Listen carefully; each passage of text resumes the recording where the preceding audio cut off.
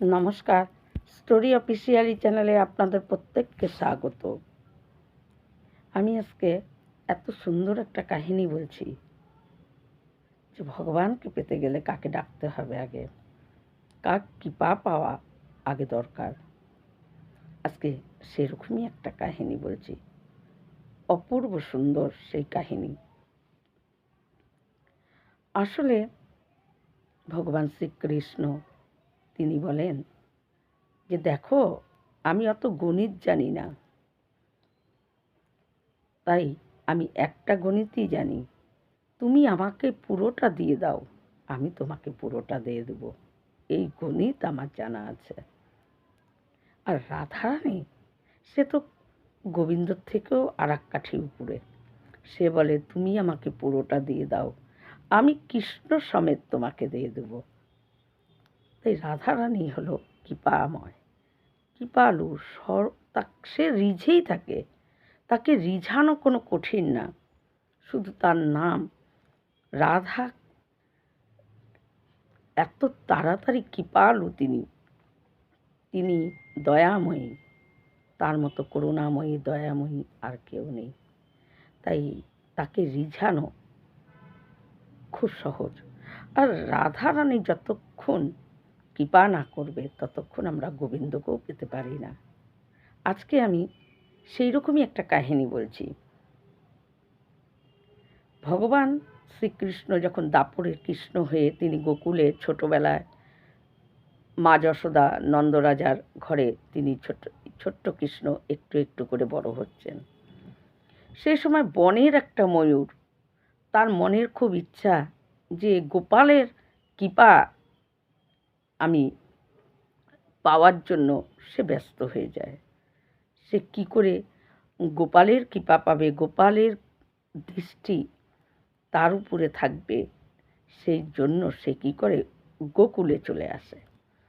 গোকুলে এসে ভগবান যেই গোপাল যেই দুয়ার দিয়ে বারবার ঘরে ঢুকে বেরোয়, ঠিক সেই রাস্তায় বসে সে কি করে গান গাইতে থাকে। ওই ময়ূর কি গান গায় যে গোপাল আমার সাহারা, গোপাল আমার পিতা, গোপাল আমার মাতা, এই বলে সে প্রতিদিন গান গাইতে থাকে। একদিন, দুদিন, 3 দিন প্রতিদিন এইভাবে গান গায়, কিন্তু গোপালের কোনো ভ্রুক্ষেপ নেই। গোপাল ওই দুয়ার দিয়ে 14 বার করে বেরোচ্ছে ঢুকছে, কিন্তু তার দিকে কোনো দৃষ্টিই পড়ে না। সে গোপালের নাম করে গান গেয়েই যাচ্ছে। এই করতে করতে 1 মাস, 2 মাস, 3 মাস, 6 মাস করতে করতে একটা বছর কেটে যায়। তাই ময়ূর যখন দেখে যে আমি 1 বছর ধরে এই গান গেয়ে যাচ্ছি এই গোকুলের ওই গোপালের ঘরের দুয়ারে, কিন্তু তারপরেও তার কোনো কৃপা বা তার আমার উপরে কোনো দৃষ্টি নেই, তাই তার মনে খুব দুঃখ হয়। সে কি করে মনের দুঃখে কাঁদতে কাঁদতে ওই গোকুলের ওখান থেকে সে বনের ভিতরে একটু ঢুকে একটা গাছের নিচে বসে অঝোরে কাঁদতে থাকে। অঝোরে যখন কাঁদছে তখন গাছের উপরেই একটা ময়না পাখি বসে আছে। ময়না পাখি বসে বসে ওই ময়ূরের কান্না দেখছে আর মনে মনে ভাবছে, আরে ময়ূর কাঁদে কেন? তার মানে ময়না পাখিটা তার মধ্যে জানতো যে এই ময়ূরটা বনে থাকে না, সে গোকুলে গোপালের বাড়িতেই তার দুয়ারে থাকে। কিন্তু ময়না অবাক হয়ে যাচ্ছিল ওই ময়ূরের কান্না দেখে। ময়ূরের কান্নাতে সে অবাক হচ্ছে না, সে অবাক হচ্ছিল যে নাকি গোপালের কাছে থাকে, গোপালের বাড়ির দুয়ারের কাছে যে থাকে, তার চোখে জল কেন, সে অঝরে কাঁদছে কেন, সেই জন্য সে অবাক হয়ে যাচ্ছিল। তারপর সে গাছ থেকে নেমে ওই ময়ূরকে জিজ্ঞাসা করে, আরে ময়ূর, তুমি কাঁদছো কেন? তুমি এত অঝরে কাঁদছো কেন?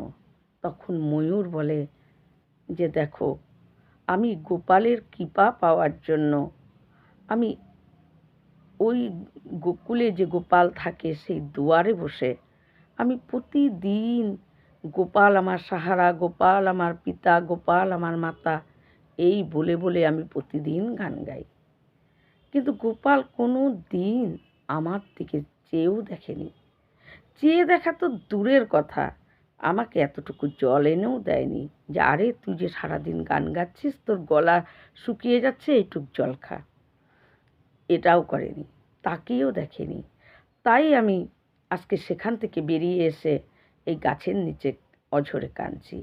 একটা বছর ধরে আমি চেষ্টা করেছি, একটা বছর ধরে আমি গান গেয়েছি, কিন্তু গোপালের কোনো ভ্রুক্ষেপ নেই। তখন ময়না বলে যে দেখ, আমি এসেছি বর্ষানা থেকে। বর্ষানা রাধারানী থাকে, আর রাধারানীর বাড়ির গাছে আমি থাকি। কিন্তু রাধারানী এত দয়াময়, এত কৃপাময়, সে রিঝেই থাকে, তাকে রিঝাতে হয় না। এত সে করুণাময়, দয়াময়ী। তাই আমি তোকে একটা কথা বলবো, তুই তো গোপালের কৃপা পেলি না, তাহলে তুই এক কাজ কর, আমার সঙ্গে চল বর্ষানায়, ওখানে গেলে রাধারানী তোকে কৃপা করবে। তখন ময়ূর বলে যে তুই ঠিকই বলেছিস। এই বলে ময়ূর আর টিয়া, ময়না, তারা দুজনে উঠতে উঠতে উঠতে বর্ষানায় যায়। বর্ষানায় গিয়ে ওই ময়না রাধে রাধে রাধে রাধে করে সে গান গাচ্ছে, ময়না পাখি। আর ময়ূর সেই গানটাই গাচ্ছে যে গোপাল আমার সাহারা, গোপাল আমার মাতা, গোপাল আমার পিতা, সেই গানটাই গাচ্ছে। কিন্তু যখনই ময়ূরের কণ্ঠে এই গান শোনে যে গোপাল আমার পিতা, গোপাল আমার সাহারা, রাধারানী দৌড়ে এসে ময়ূরকে বক্ষে জড়িয়ে ধরে। আরে ময়ূর, তুই কোথার থেকে এসেছিস? তোর মুখে এই গান, তুই কোথার থেকে এই গান শিখেছিস? তুই বলতো কোথার থেকে এসেছিস? রাধারানী ময়ূরকে বক্ষে জড়িয়ে ধরে রাধারানী ময়ূরকে জিজ্ঞাসা করতে থাকে। ময়ূর তখন বলে যে আমি এতদিন শুনেছি সবার মুখে যে রাধারানী হলো কৃপালু, দয়ালু, করুণাময়। সে রিঝেই থাকে, তাকে রিঝাতে হয় না। আজকে আমি সচক্ষে দেখলাম যে সত্যি আপনি কতটা দয়ালু, কতটা কৃপালু। আপনি রিঝেই থাকেন, আপনাকে রিঝানোর কোনো দরকার নেই। বলে তুই কোথার থেকে এসেছিস? তখন ময়ূর বলে আমি গোকুল থেকে এসেছি। আমি গোপালের বাড়ি, যেখানে গোপাল থাকে সেই দুয়ারে আমি প্রতিদিন এই গান গাইতাম। এই গান আমি গাইতে গাইতে আমার একটা বছর হয়ে গেছে, কিন্তু গোপালের কৃপা পাবো বলে আমি এই গান গাইছি। কিন্তু গোপাল আমার দিকে কোনো দিন চেয়েও দেখেনি। সে এতটাই মানে ছল আমার সঙ্গে করেছে, সে আমার দিকে তাকিয়েও দেখেনি।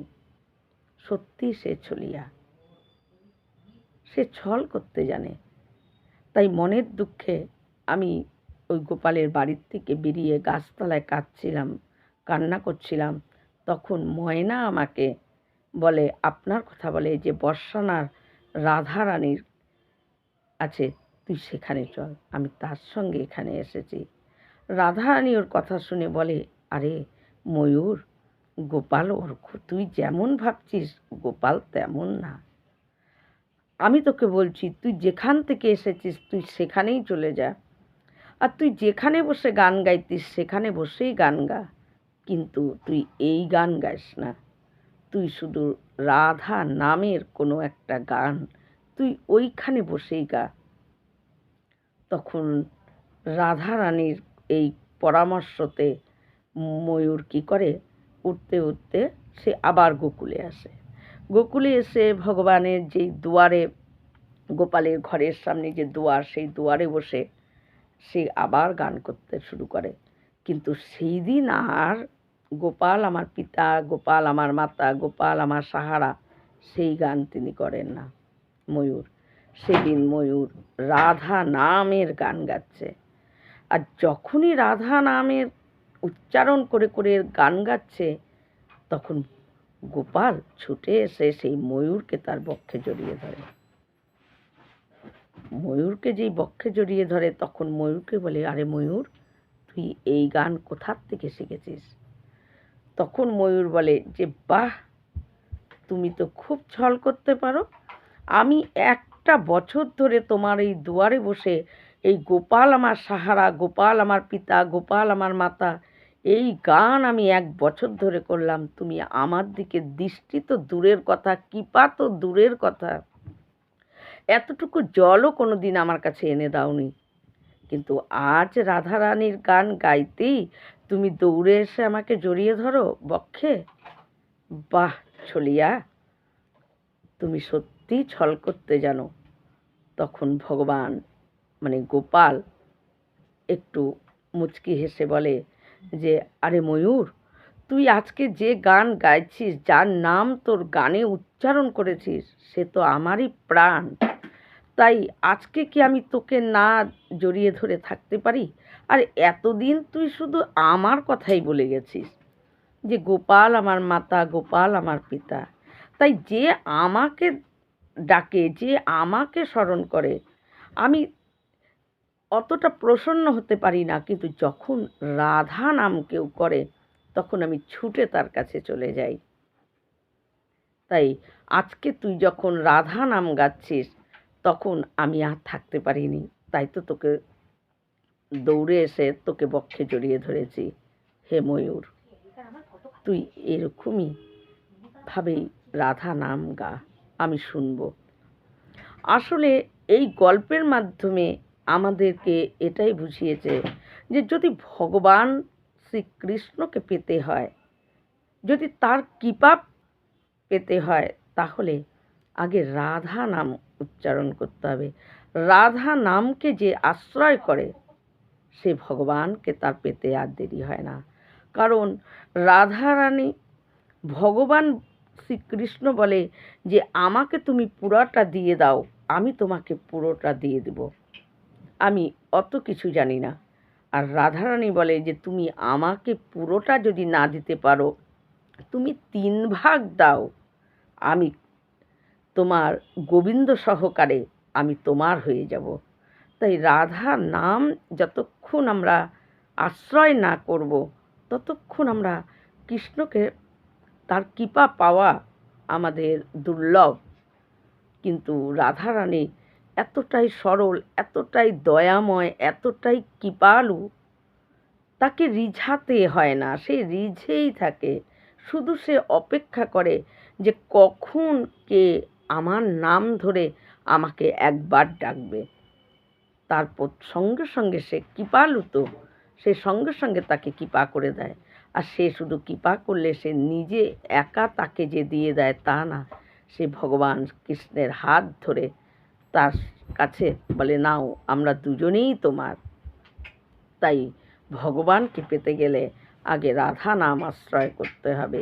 এই গল্পের আমাদেরকে, এই গল্পের মূল কথা এটাই যে যদি ভগবানের কৃপা চাও, ভগবানের সান্নিধ্য চাও, ভগবানকে পেতে চাও, তাহলে নিজেকে রাধার চরণে সঁপে দাও। যদি রাধার চরণে, রাধার নাম আশ্রয় করতে পারো, নিজেকে রাধার চরণে সঁপে দিতে পারো, ভগবান তোমার কাছে আর দুর্লভ না। রাধারানী ভগবানের হাত ধরে, কৃষ্ণের হাত ধরে বলবে আমরা দুজনেই তোমার। তাই রাধাকে ডাকলে দুজনকেই পাওয়া যায়। কিন্তু ভগবান যতই কৃষ্ণ কৃষ্ণ করো, কৃষ্ণকে প্রসন্ন করা অত সহজ না।